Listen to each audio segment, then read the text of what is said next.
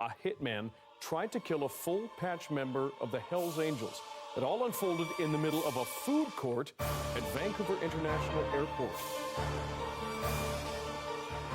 Maniac Beatz.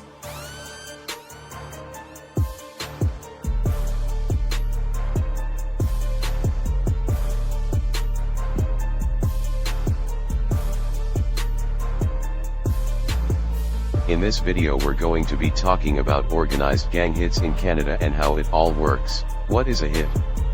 A hit basically means when someone is targeted in a contract kill. It could be gang related or normal, but it's mostly used in organized crime and used by bigger gangs, not low-level street gangs. What is the process of hiring a hitman to kill? If you are not gang related or not in organized crime, it is hard to find a hitman that will trust you. And on the dark web every hitman website is fake. There's properly no way to find a hitman on the web. To get a hitman you have to know someone that knows someone. It usually worked like this long ago and still does, but for the people in organized crime and gangs, it is easy to get a hit because there are many connections within different groups.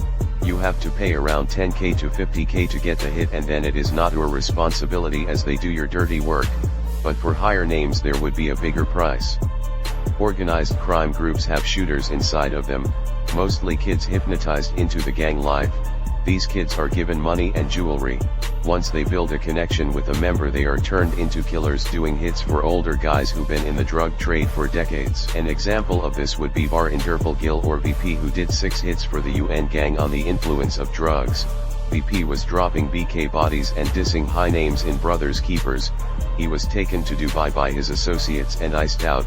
This lifestyle wouldn't last long, and at the age of 19 he would be shot and killed in mission by a BK. The mall was full of people when shots rang out, with some running for cover, others running to the scene to help.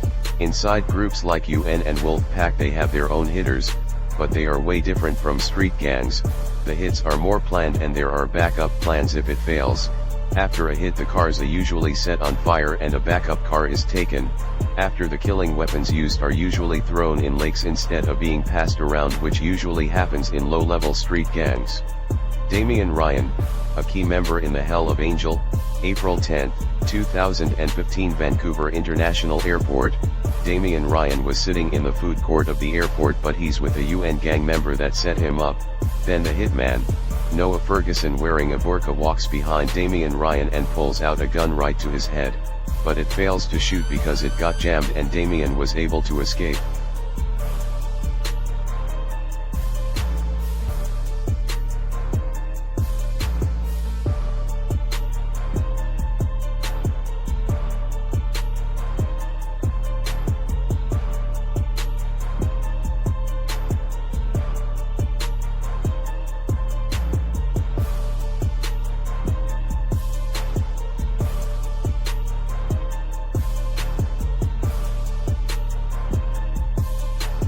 Good evening, thanks for joining us. We begin tonight with stunning security footage obtained by CBC News. It shows the moment a hitman tried to kill a full-patch member of the Hells Angels. It all unfolded in the middle of a food court at Vancouver International. And Ryan swats it away and runs away. And here's the moment that's straight from a movie, Dan, the Hitman. Ferguson changes out of the burqa in a stairwell and gets on the Sky train. Ryan, the target, gets on the same train, but in a different car just 21 seconds after the hitman gets on. So they both escape on the same train.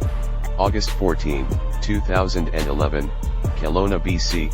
3 shooters in a Ford Explorer enter the Delta Grand Hotel.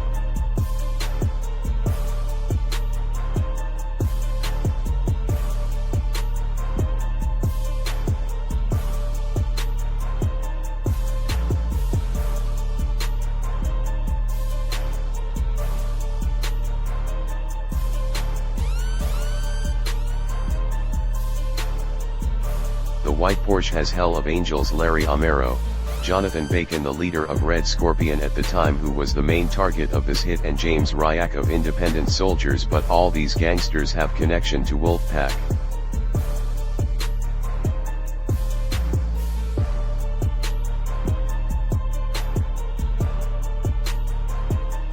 The hitman in the back of the Ford starts firing at the Porsche.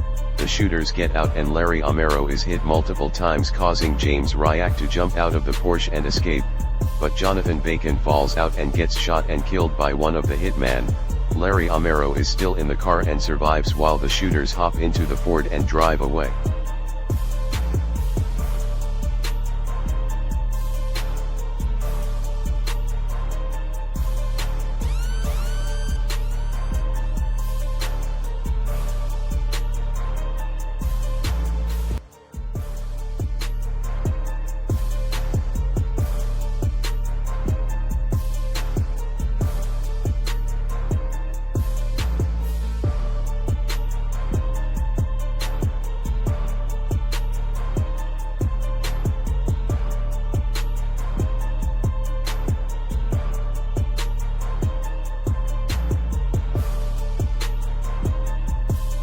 Jonathan Bacon was killed. James Ryan escaped, but Larry Amaro was seriously wounded but ended up surviving. The shooters were all caught soon, being members of the Doc Du Rec crime group. All men were given sentences years later.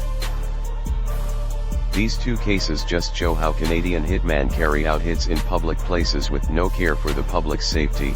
Most hits in Canada don't get solved because of them being well planned. Investigators can't find any traces back to the hitman and shooters.